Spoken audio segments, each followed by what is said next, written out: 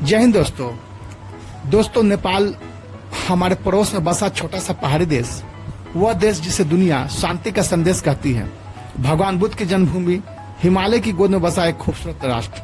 लेकिन सवाल यह है कि इस शांति की धरती पर इतनी हिंसा क्यों? कभी राजमहल में गोलीबारी, कभी जातीय दंगे, कभी सेना और प्रदर्शनकारियों के बीच भिड़ंत, और अब 2025 में जेन जेड का सोशल मीडिया विद्रोह, जिसमें 20 से ज्यादा लोग मारे गए। तो आखिर नेपाल में यह हिंसा क्यों बार बार होती है? इसका सच क्या है? और भारत, चीन जैसी बड़ी ताकतें इसमें क्या रोल निभाती हैं? आइए जानते हैं इस पूरी कहानी को विस्तार से आज के इस वीडियो में।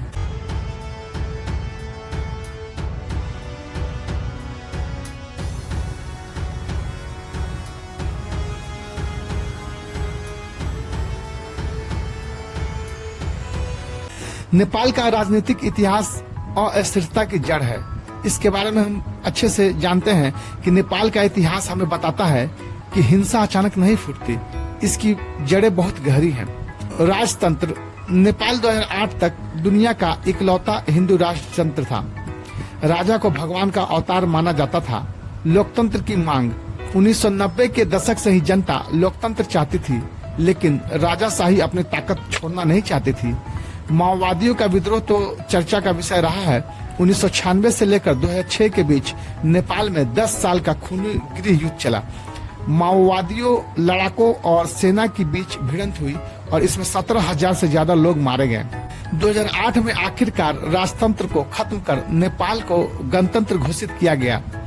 लेकिन समस्या यह है कि राजतंत्र जाने के बाद भी स्थिरता नहीं आई। आज भी नेपाल में हर साल सरकार बदल जाती है। पिछले 15 सालों में नेपाल ने 12 से ज्यादा प्रधानमंत्री देखे हैं। सोचिए, इतनी अस्थिरता में कोई देश कैसे आगे बढ़ेगा? 2001 का रॉयल नरसंहार, जब राजमहल खून से लाल हुआ। नेपाल की हिंसा की सबसे बड़ी घटनाओं में से एक है रॉयल पैलेस मस्करा।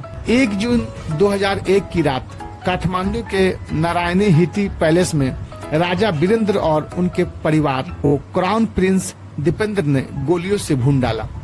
राजा, रानी और शाही परिवार के 9 सदस्य मौके पर ही मौत कर दिए गए। आधिकारिक बयान था कि प्रिंस दीपेंद्र ने यह हत्या की, लेकिन नेपाल की जनता आज भी इसे षड्यंत्र मानती है।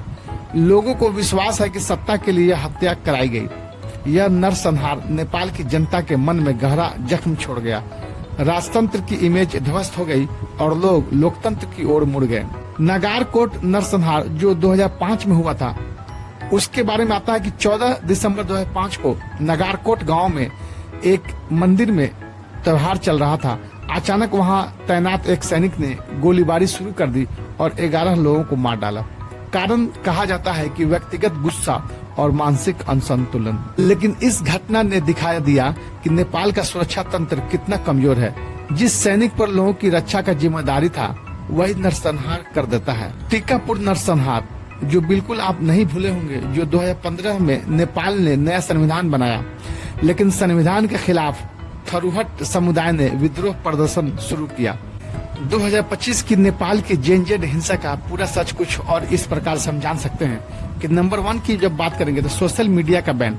4 सितंबर 2025 सरकार ने 26 सोशल मीडिया प्लेटफॉर्म जैसे फेसबुक, ट्विटर यानी एक्स, यूट्यूब, इंस्टाग्राम, व्हाट्सएप इत्यादि को बंद कर दिए, क्योंकि वे रजिस्ट्रेशन नहीं कर पाए थे।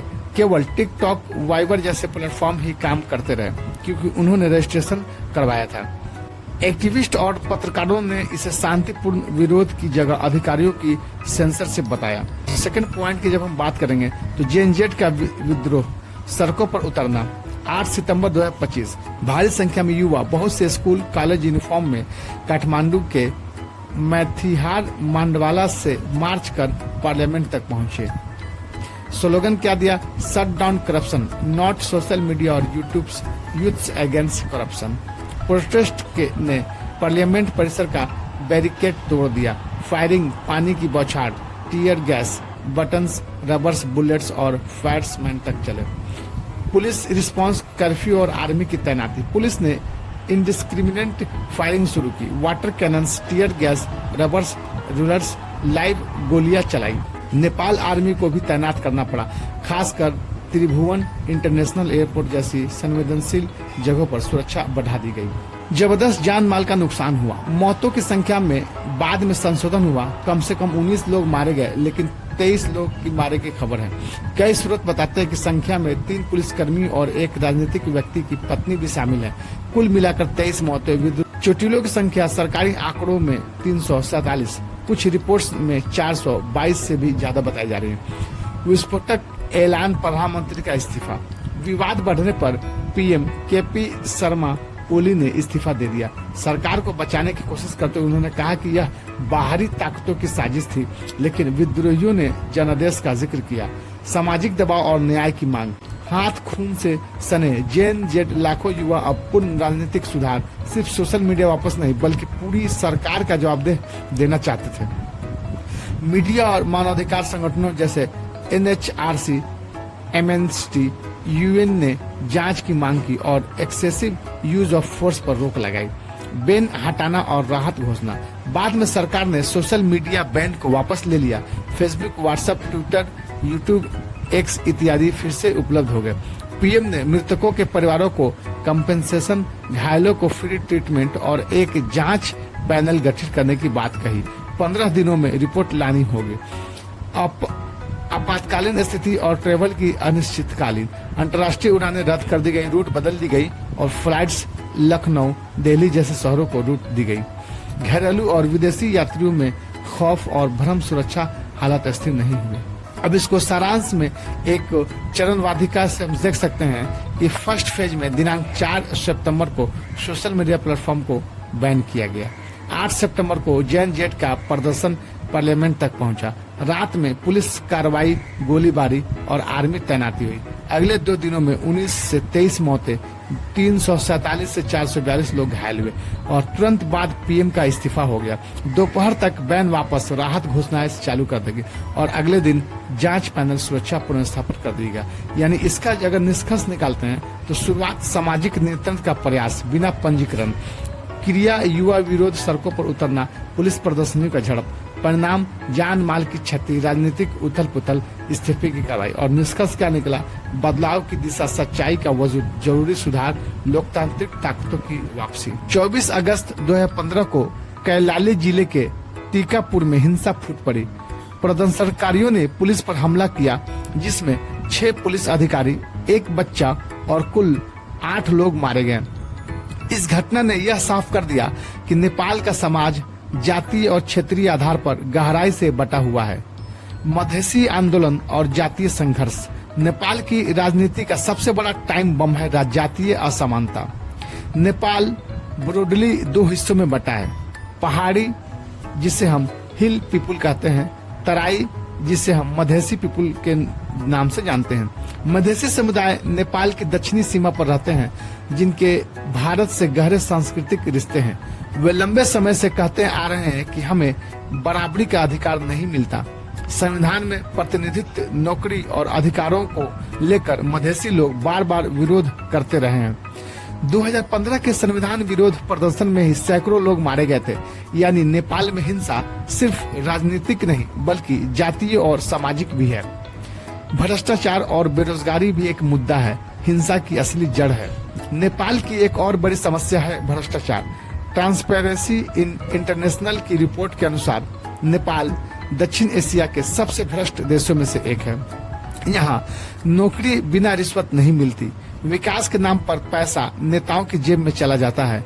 युवा बेरोजगार हो रहे हैं। अब सोचिए, जब युवाओं को न पढ़ाई में स्कोप दिखे, न नौकरी में, न विदेश जाने का रास्ता हो, तो वे या तो अपराध की ओर मुड़ेंगे या सड़कों पर उतरेंगे। यानी भ्रष्टाचार और बेरोजगारी ने नेपाल की हिंसा को और बढ़ा दिया है। 2025 का सोशल मीडिया बैन और जेन-जेड विद्रोह। आज जो मामला सामने आया है उसको हम जरा देखते हैं ताजा हालात पर क्या नजर है। 2025 में नेपाल सरकार ने 26 सोशल मीडिया प्लेटफॉर्म पर बैन लगा दिया।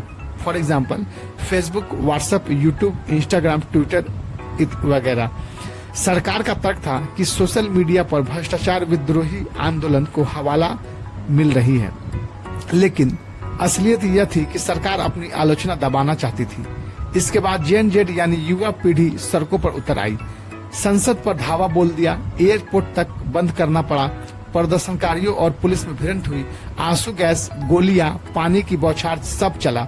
इसमें कम से कम 23 लोग मारे गए, 400 से ज्यादा लोग घायल हुए। और मजेदार बात यह कि इस आंदोलन का प्रतीक बन गया वन पीस एनीमे का स्ट्रॉ हॉट फ्लैग। युवा कर रहे थे, हमारा सपना आजादी है, भ्रष्टाचार से मुक्ति है। आखिरकार सरकार को झुकना पड़ा और सोशल मीडिया बैन हटाना पड़ा। नेपाल, भारत और चीन, भू राजनीति का खेल। नेपाल की हिंसा को समझने के लिए हमें भारत और चीन की राजनीति भी समझनी होगी। नेपाल की भौगोलिक स्थिति बहुत महत्वपूर्ण है, एक तरफ भारत, दूसरी तरफ चीन। भारत चाहता है कि नेपाल उसके साथ रहे और चीन चाहता है कि नेपाल उसके साथ रहे, बेल्ट एंड रोड प्रोजेक्ट में शामिल हो। यानी नेपाल में हर राजनीतिक संघर्ष के पीछे भू राजनीति का भी खेल है। जब कोई नेता भारत समर्थक होता है तो दूसरा गुट चीन समर्थक बन जाता है।